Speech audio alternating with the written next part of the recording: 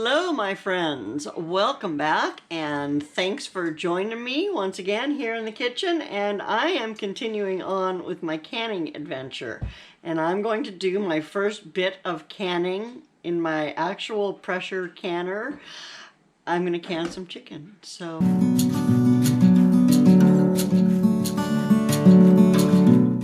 coming to hang out.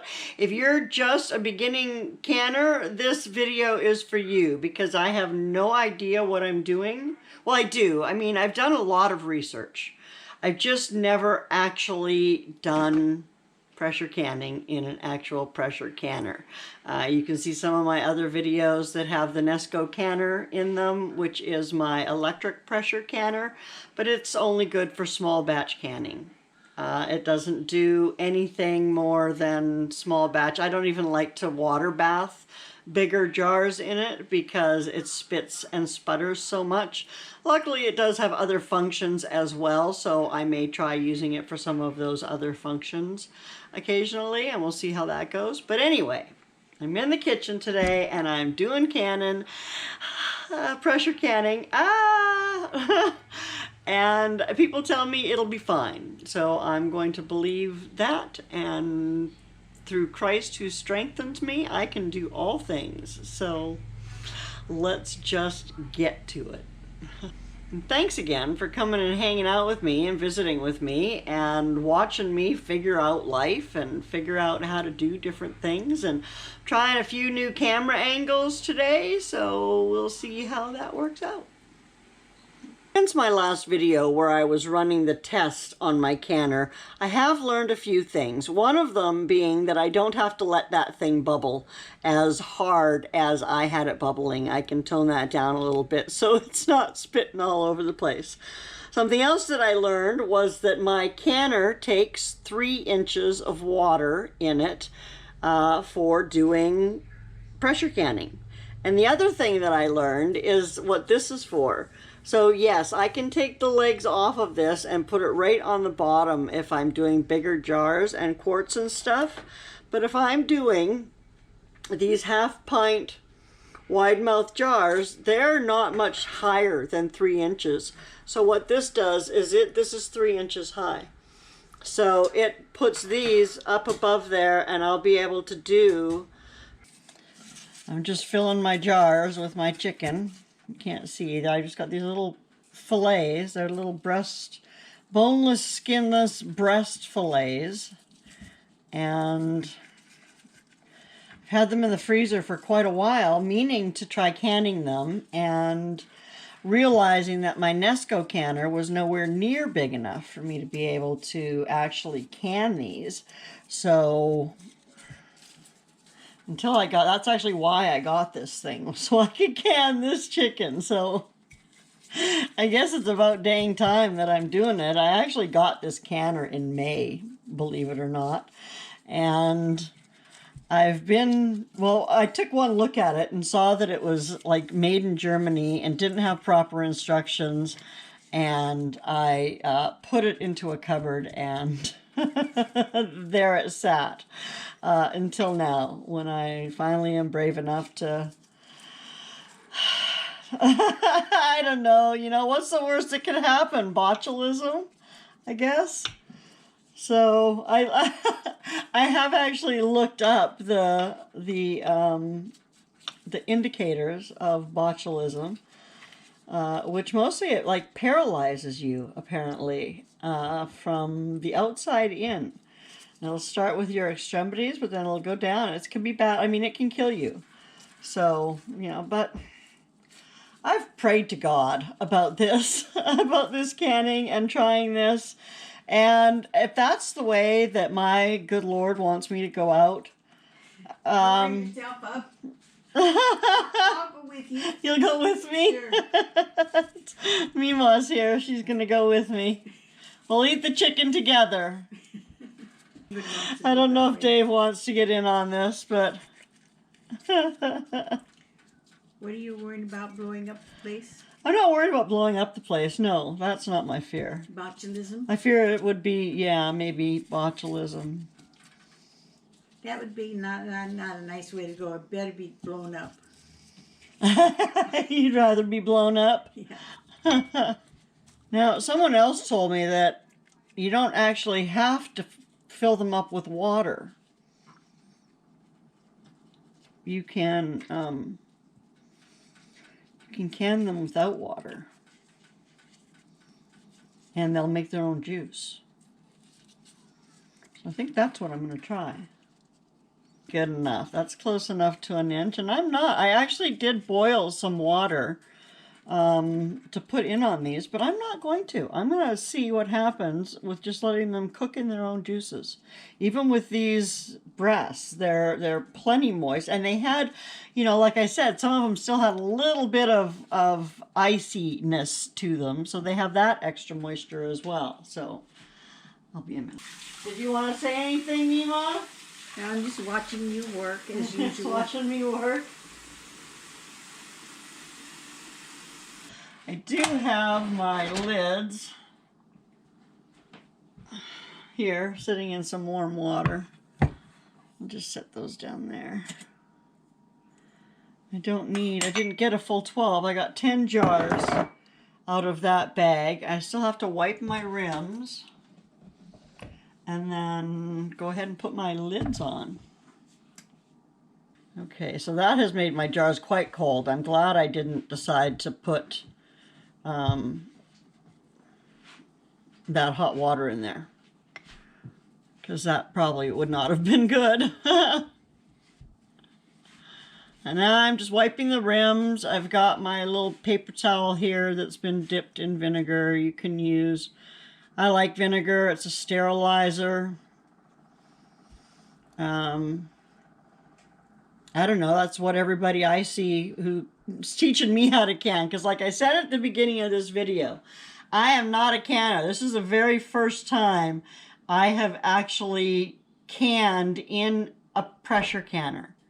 So, I'm hoping that I get it right.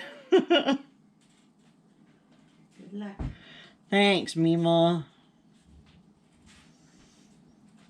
You running away? You going to hide in the back room? Yes. Just in case it explodes or something? Yeah. See how you are. See how they are.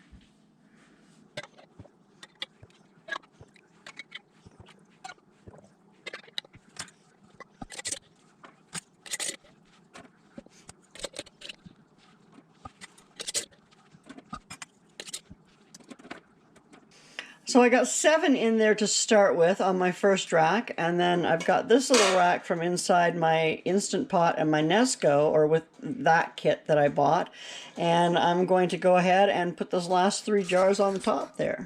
Actually worked perfectly. So I've got my 3 inches of water down there, and I'm going to go ahead and put my lid on. I'm going to just turn it on to about 3 to start with, because I want to heat this up slowly. I want to heat it up slowly because everything is really cold. My jars are really cold, and so I don't want it coming up to a sudden boil, because then I'm going to have a lot of crackage in my jars. So I've got it just on a 3, and I'll probably do like 15 or 20-minute increments, turning it up slowly, little bit by little bit. I've reached a steady stream of steam coming out of actually both of these holes, and so I'm going to pop that on there. Oh no, I'm not going to pop that on there. I'm going to set my timer for 10 minutes, and I'm going to let it steam like that for 10 minutes. And then I'm going to pop my weight on there. So yeah, that's what we're doing now. Finally, it stopped spitting, and that has sealed as well. So now I should start building my pressure up to my 10 pounds. And then when that happens, I will set my timer for 1 hour and 15 minutes, or 75 minutes.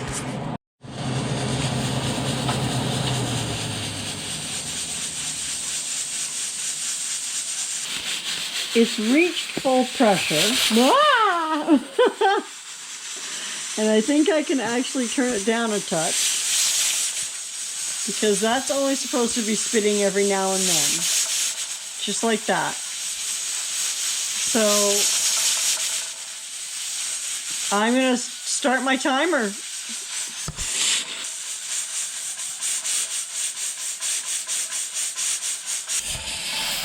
So that seems to be my sweet spot with this stove. But I'm getting a new stove on Tuesday, so there's that. I'll have to do this all over again. Off with the heat. And now we're gonna let it come down naturally until it's ready to open, which will probably be about an hour. So this is dropped, and I'm gonna pop this 10-pound weight off. Oh, it's still hot, but that has stopped. So I'm going to go ahead and open this up. These are stay cool handles. They are a little bit warm, but now which way does it go? This way.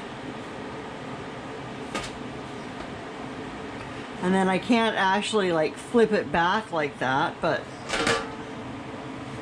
I can try to keep it from steaming all over me. So many things going on. So then my instructions say to leave it for about 10 minutes, which is a good thing because I've got this thyme here that I've been tending to. So I need to get that into my, off of the dehydrator and scrape from the stems, and then I'll get that chicken out. And yeah, that's, that's what we're doing. It sure smells like chicken.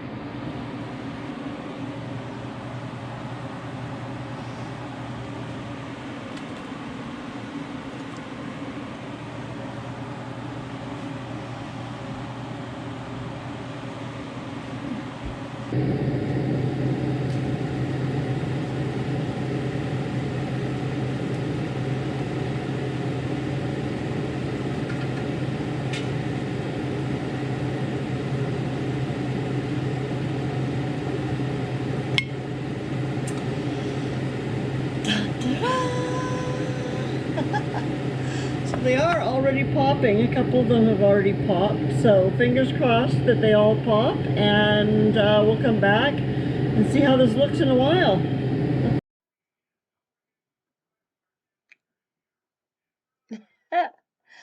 Look at my fabulous chicken. All of my jars sealed. This one is a little bit off center. It's still sealed, but I'll go ahead and we'll open this one of these days. I'm gonna let it sit for a week, I guess, but look at all the liquid in there. And I didn't add any liquid, and it made plenty of liquid on its own, all on its own. And so now I actually want to cook this into something. I have to figure out what to cook it into because I want to use that liquid to make a gravy. So yeah, maybe hot chicken sandwiches or something, and make this into like a gravy thing. And yeah, that sounds marvelous, but I'm so excited. It worked. It worked. It worked. And well, I hope it worked. I mean, God is good, and He gives us ways to preserve our food and keep ourselves prepared. And this is one way. I mean, I pulled this out of the freezer, and now it's canned and it's shelf stable. And from what I read, you can up to 3 years. You can. This one's not labeled because I'm gonna eat it right away. But the other ones that are all labeled with the year on them, and apparently like 3 years. You can keep them stored on your cupboard in the right atmosphere, which mine is just a dark, cool room. So, anyway, ah, thanks for coming on this journey of canning with me. I've actually already canned a batch of tomato soup that I made from some sweet tomatoes, and I don't know that I actually filmed the canning, but I'll show you guys the recipe for the soup. That's coming up here soon. And what else? Oh, I went on a lovely fall drive the other day and I recorded that, so that'll be coming up with some music. And what else? Oh, I'm getting a new stove. I don't know if I ever mentioned that my whole oven, like almost caught on fire. The burnt out the element and did more than just burn out the element. The wiring in it is all fried. So we had to get a new stove. It was less to get a new stove than to have it repaired. Well, especially because it's a Kenmore, right? And Sears is no longer in Canada, so I don't even know if anybody even services Kenmore anymore. Uh, yeah, we were advised to just save our money and go get a new stove. So it's being delivered today, and so the other stove is sitting in the middle of the kitchen. Um, yeah, so I'm not sure what we're going to cook today, and I certainly won't be doing any canning. Although, oh, next up is salsa. I'm going to be making some salsa. So that'll be coming up soon. And I'm gonna have to edit this because I keep stalling. I have nothing more to say, I don't think. Oh, our rainy season is here. I did harvest all of my tomatoes, which is a good thing because then it started raining and now it's rainy season and it's gonna be rainy season for at least the next couple of months. I haven't looked to see if we're gonna have any freezing, but I don't really have anything growing outside anymore. I didn't plant a winter garden.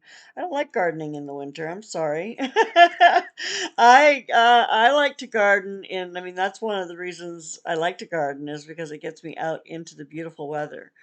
And yeah, in the middle of winter, that's not my thing. And a lot of the foods that you grow in the winter garden, we don't eat them anyway. So I don't see a whole lot of point in doing that. It just doesn't make sense.